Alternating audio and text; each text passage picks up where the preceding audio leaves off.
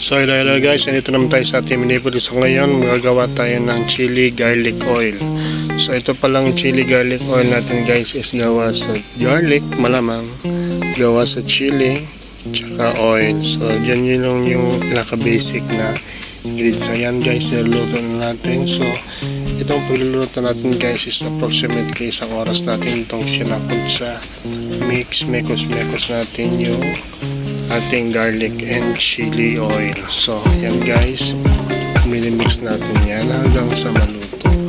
So ayan, yung heat pala natin is only medium para hindi masunog yung garlic.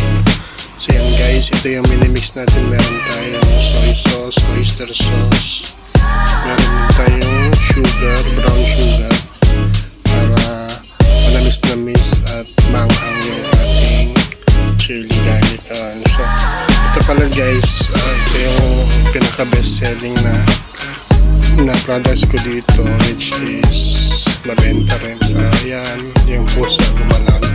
So yun guys, natapos na at nilagyan natin sa isang lalagyan.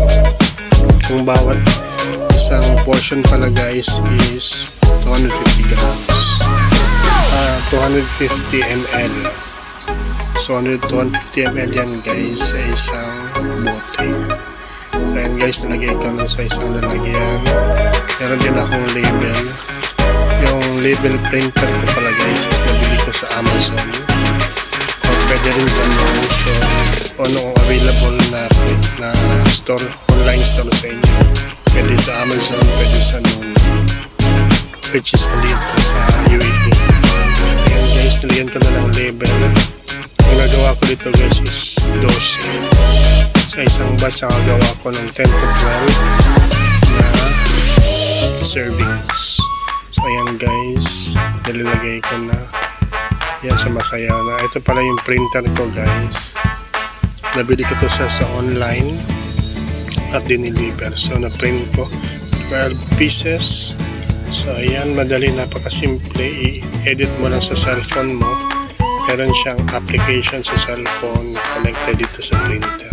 So ayan, na-print ko na, tapos ilalagay ko na doon sa container. So ito pala yung isang batch na nagawa ko. Ayan guys, tipid-tipid, sipag at syaga lang, at makagawa din ng chili garlic oil na masarap. Lagi akong kumakain, lahat ng pagkain ko guys is merong chili garlic oil kasi yung chili pala guys is number 1 yan. So yun guys, doon na magtatapos ang aking video. Maraming salamat guys sa panonood. Salamat, bye bye, God bless.